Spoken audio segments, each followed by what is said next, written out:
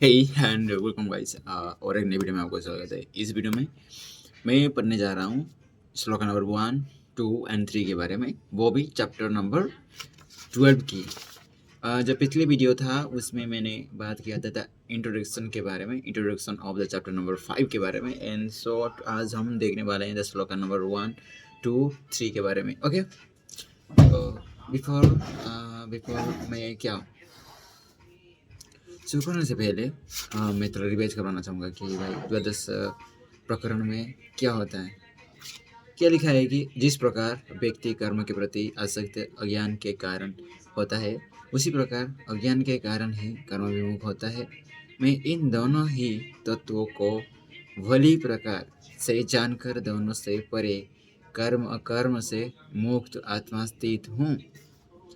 Okay, तो श्लोक number 1 without wasting any time हम शुरू करते हैं। श्लोक नंबर 1 कहता है, काय कृत्य सह पूर्व तत्व वाग्घी वाग्घीस्ता वाग्घीस्तरा सह अथ चिंता सहस्त स्माद एवमेवाह मां स्थितः। ओके, सामान्य अर्थ की मैं बात करूँ तो राजा जनक कहते हैं कि सबसे पहले मैंने सभी शारीरिक क्रियाओं का परित्याग किया, फिर वाणी विराम में सिद्धहस्त हुआ, तदंतर सभी चिंताओं से मुक्त होकर मैं ही सब में स्थित हुआ हूँ। और विशेष विवेचना की मैं बात करूँ तो राजर्षि जनक महर्षि अष्टावक्र को संबोधित करते हुए निश्चयपूर्वक स्वीकार स्वीकार रखती करते हैं कि मैंने आपके कथन को आत्मसात कर लिया है। गुरुदेव अष्टावक्र ने कहा कि जो सीखा है आत्मसात किया है, पहले उसके प्रति निश्चय बन जा। निश्चय होने का अर्थ है कि जो अनुभूति हुई है वो स्थायी है और अब इनमें से किसी प्रकार के फेर बदल नहीं होगी। शिष्यों के निश्चय का यह भी अर्थ है कि स्वीकार स्वीकार व्यक्ति का सत्यपन है गया।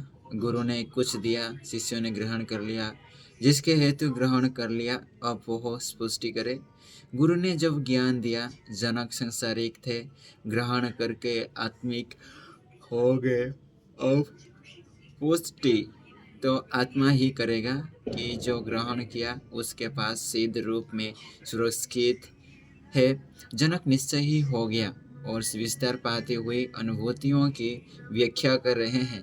राजा जनक बताते हैं कि मैंने सभी दैहिक कर्मों से संबंध तोड़ दिए, फिर मैंने वाणी को विश्राम दिया, अब कोई चिंता नहीं रही और मैं स्व और सर्व में स्थित हुआ। ओके, ये था श्लोक नंबर 1 के बारे में। श्लोक नंबर 2 कहती है, प्रीत्यो भावेन शब्ददेर दृश्यतेन चात्मनः वीक्ष्य वीक्ष्य पैकाग्रोधय एवमे बाह मा स्थितः। ओके, इस श्लोक की जो सामान्य अर्थ है, मेरे लिए शब्दादि विषय असार हो गए हैं। आत्मा दर्शन से मेरा चंचल चित्त भ्रमों वो विक्षेपों का त्याग कर चुका है और अब मैं शुद्ध बोध होकर आत्मा में स्थित हो गया हूँ। और विशेष विवेचना की मैं जो बात करना चाहूँ तो इंद्रियों में स्वरेंद्रियों अर्थात वाणी चित्त की शेरी है और उसी के निर्देश से रस कुरस इच्छा अनिच्छा आदि शब्द का उच्चारण करती हैं। शब्द की अभिव्यक्ति इच्छाओं के लिए है।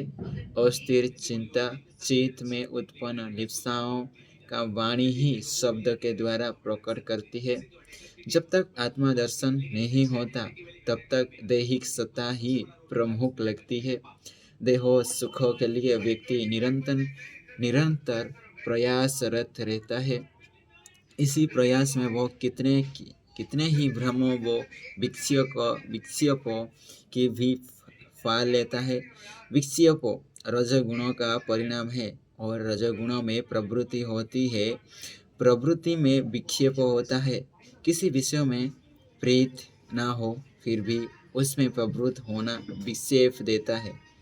यही स्थिति भ्रम की है। प्रयासों में भ्रम होता है, सफल असफल होने का भ्रम।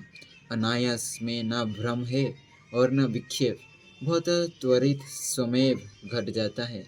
राजा जनक महर्षि अष्टावक्र को संबोधित करते हुए कह रहे हैं कि अब मैंने शब्द और वाणी की समस्त क्रियाओं का पूर्ण त्याग कर दिया है, जिससे सभी भ्रम व विक्षेप ध्वस्त हो गए हैं, और अब मैं शुद्ध चैतन्य निरपेक्ष निष्पृह अगर आत्मा स्थित हूँ।